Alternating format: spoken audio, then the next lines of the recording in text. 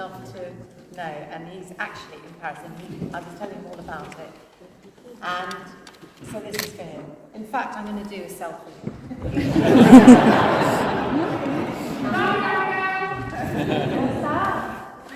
Okay? It's all try and lean in.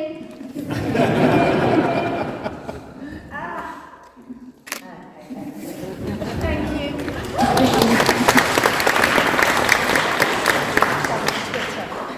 Anyway, Abigail, thank you so much for coming.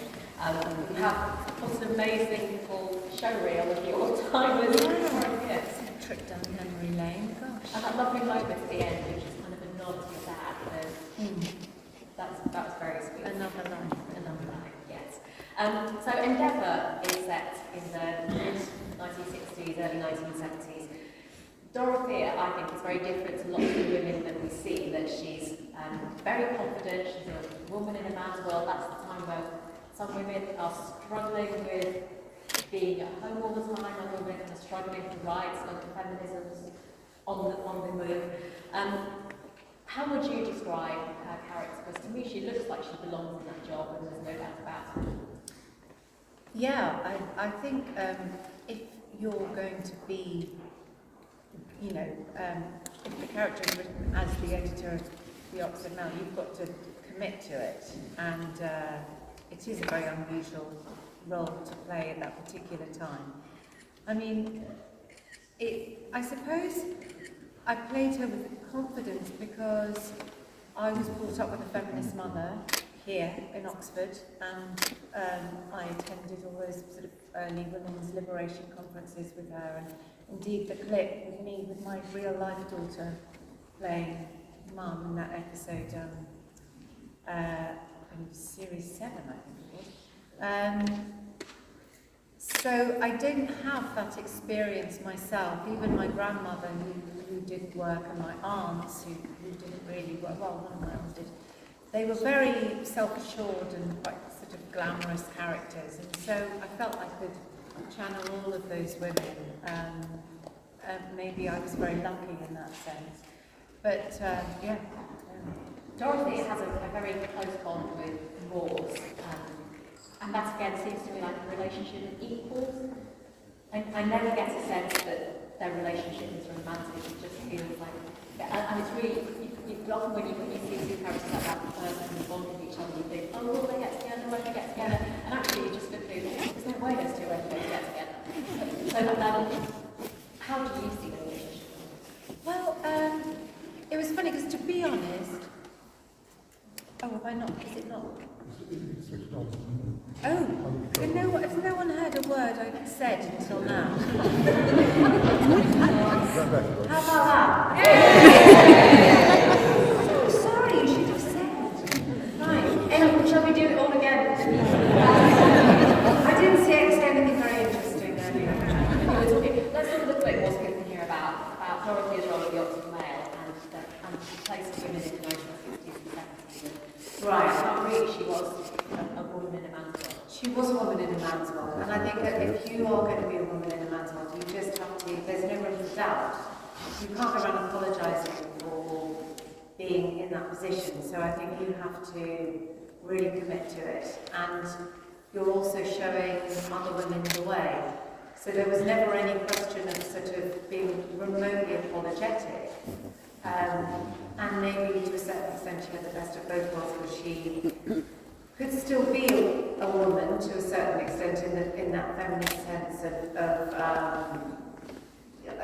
dressing nicely, and the constant battle of my hair with Irene Napier, our wonderful makeup and hair, but it was a constant 10-year battle of hairspray, which I know, and I always thought she was trying to make me look like Margaret Thatcher. But anyway, Roger Allen used to just come up and go, oh, be careful, you take someone's eye out of that. You could just knock it, with like that. So there was, but I was just saying that my own mother, I grew up here, in the end, when I was very small, my own mother, who was at university as a mature student, was starting up one of the people who started up the women's movement. So I had that experience, and even the women in my family my grandmothers and aunts and stuff, they were all very strong women in their own right, even if they didn't work. So I've never had, so it's very easy for me to play Dorothea. And we talked about hindsight, didn't we? I mean, maybe there is an element of looking back, knowing that women are coming to this point, so it's easier to play with confidence when you know what's coming. But I like to think that, I mean, it is an imaginary world. There were no editors of those women editors. There weren't any in the 60s. But it's nice to think there could be, and I like to think that. Yeah. And do you think the relationship that you have with Morse is a relationship of equals, that plays a part in that he never sees you as less than someone who is running a paper, he never sees you as less than, he never sees you as less than him?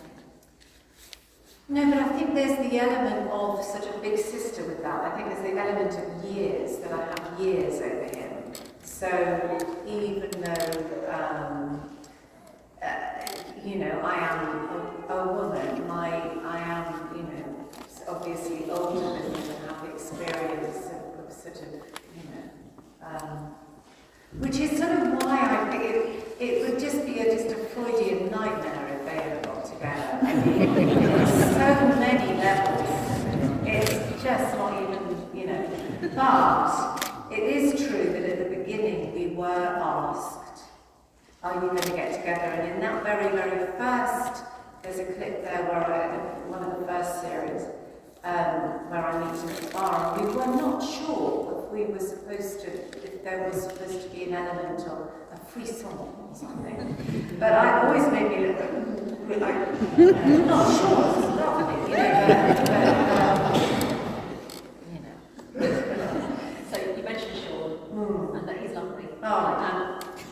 You've known him for so long now, but he's also went on to direct some episodes.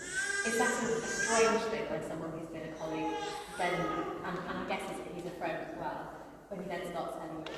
Yeah, no, it's weird. And he's a brilliant director, and he's he did direct me and Caroline, who plays Wynne Thursday. He got us in doing an episode of Casualty, so when he was trying it out. But it is odd because I wanted my mate, you know, to have a gossip and a chat, and then you go, yeah, you have a moan about the director. Moan about the director, exactly, and then you go, hang on, and you go up and look at the shop, and it was just very odd.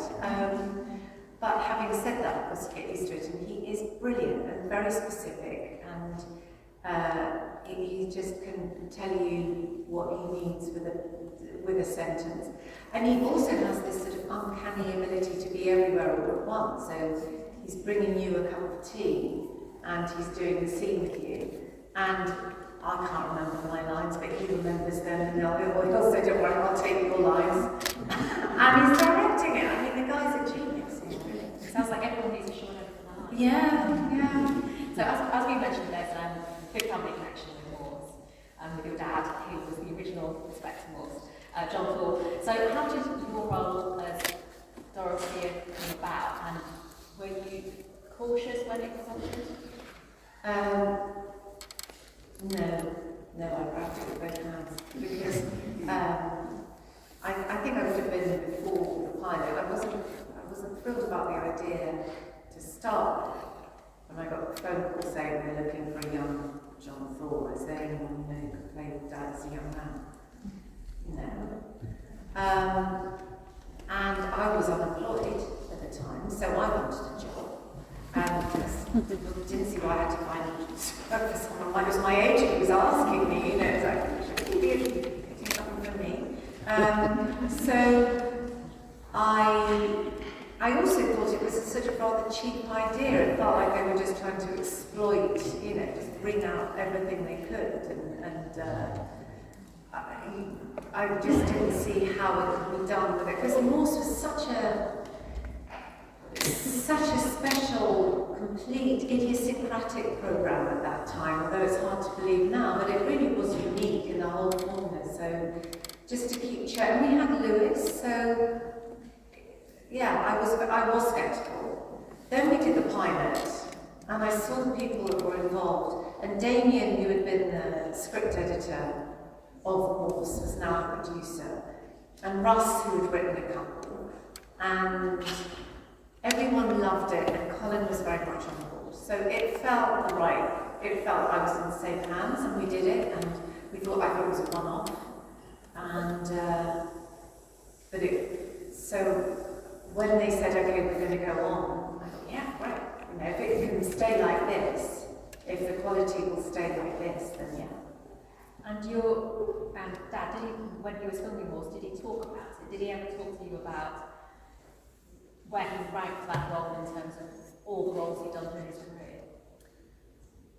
No, he didn't speak specifically about how he ranked it, because I think as an actor, every job you do, you commit that's the most important job, every time. I mean, I suppose in hindsight he probably would have said that, thought that, but he grew to love it. He was very sceptical at first, and he was very nervous about how it would be received. And he certainly didn't think it would go on for as long as it did. And he wasn't very sure about the character, playing the character. He was quite uncertain about what he was doing, because, you know, with the Sweeney, or even Redcap, or Home to Roost, or any of the other things, or there was a series called Mitch, and a series called, you know, Monsieur Renard, which bombed. They all, you know, Euro and Provence.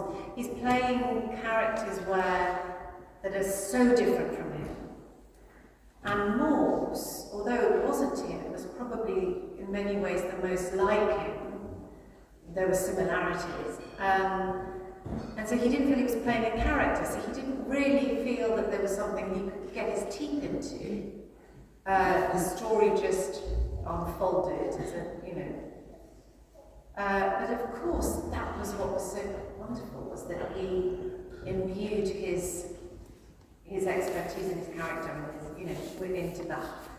And it was written before him, like Ross did with me. You know, that part was written for me, and Anton, you know, a lot of us who aren't in the original, we were lucky enough to have someone write for us, so it was... And that alchemy for your dad helped him to BAFTAs? It certainly did. 3 BAFTAs? 4, actually, I think. It was 4, and his fellowship as well, and yeah. Johnny BAFTA, a friend of mine. So I used to call him that too. Unlike a soap where you would see your colleagues day in, day out, year after year, unlike a one-off drama where you're together and you just bang. With Endeavour, you come together, you do the work, you go away knowing you're coming back together to do another series. This time that won't be happening. That must be strange, sad. It's tragic. It's tragic. Yeah, but on the other hand, it's also really, I think we're all amazed it went for so long. I think none of us really thought it was, because you don't get like you know, you're going to do a 5-year contract, 10-year contract, whatever. So each year was a little bit seat of your pants. Or, you know, well, are we going to be back till next year? You wouldn't know till about 3 months before, and then you wouldn't get the script until the night before, and then what you end up filming would be completely different, and then, you know, what you end up on there is, again, completely. So it's always a little bit of a sort of rug pulled up out from under you. No, it is terribly sad, but we're all very proud of this. It's really good to finish something and look back and think, yeah, that was really good. You know, that's a good body of work there, and I hope it will last a while. I'm not saying it's up there with Morse, I wouldn't dare presume, but it is still a good, it's a good body of work, and that gives you a certain sense of pride. And you know, the people, we're all in touch, we're all, you know, seen each other lots of times, and we'll continue to do so, I hope. It's a great testament to a chapter of your career where you can say you're really proud of the work that you did, and you've obviously made some great friends, and it must have been so joyful when you found out another series was happening. That moment between getting the phone call and knowing that you're all going to be back together. And I'm sure Anton may well mention that when we all got together after lockdown, that was amazing. That really was amazing. And we're all in our masks and we're all outside because you all have to be inside. And we were all told, when we had to come on set, it was just very serendipitous that we had these scenes where we were alone. It was me. Actually, it was me and the boys. It was all the boys. It was all Anton and Jimmy, who plays Max, and Riggers, who plays Strange, and Roger and Sean. So I was very lucky. And we were just and I remember Anton in particular, he was like, because he'd been on his own in his house in the garden in the middle of nowhere, and we were all on set and we saw each other. We had all the COVID police. Remember the COVID police? You pop. And one around the corner and give each other hugs. It was just wonderful. That was a particularly happy time. So it's episode 1 of the final season went out last Sunday. Yes. So if you missed it, you can watch it on ITX. Episode 2 tomorrow and the final one only 8 days. Yes. So no spoilers, but is it? I can't even begin. Don't ask me without spoilers. Honestly, I cannot tell you anything. But all I can say is he does turn into a miserable, lonely old sod.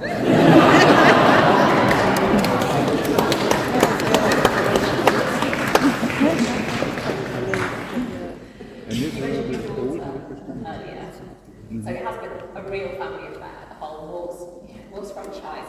So tell us a bit about that. Your daughter appeared in an episode in a complicated way. She was playing my mother. Your mum. Yeah. And your daughter's how? It's all very meta, isn't it? She is now 25 and not an actress, an actor. No, she's doing Arabic and history. She's going to be civil rights, sort of, human rights lawyer, I hope. Touch wood.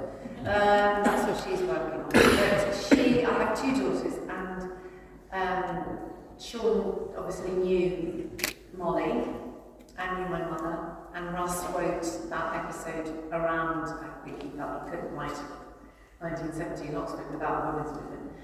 And so with my mother, and then Sean was looking for somebody who could play that, and he just said, "What about Molly? Get Molly?" Yeah. And I thought, yeah, okay. Well, he had done a bit of acting, but it was funny. It was a bit weird. It was. I just kept going, right, darling, and right, darling, and Had she seen you work before? Yeah, she had. And what was really good? We went home that night, and we'd been in Oxford the night before, and I think Nigel, my husband, I can't remember what the context was, but anyway, it was around me emptying the dishwasher. I was emptying the dishwasher, I was washing up, or I was, making dinner, and he said something, and Molly said, for the first time, "Dad, she works really hard, she's really tired."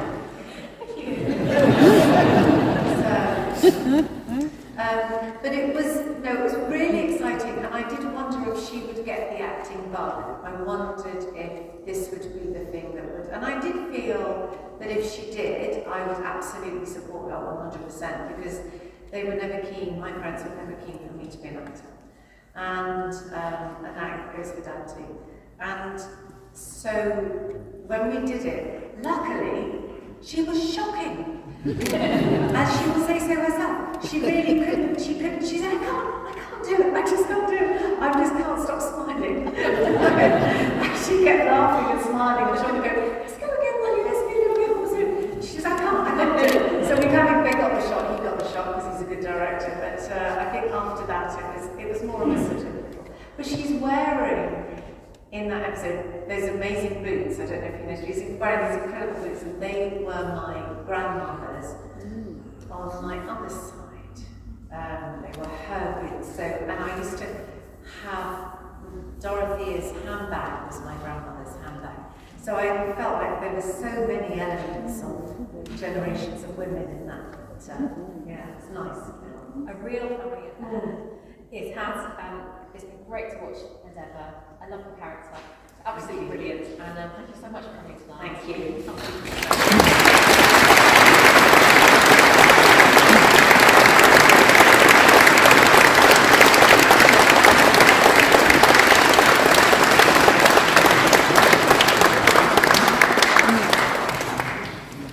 We're going to have a little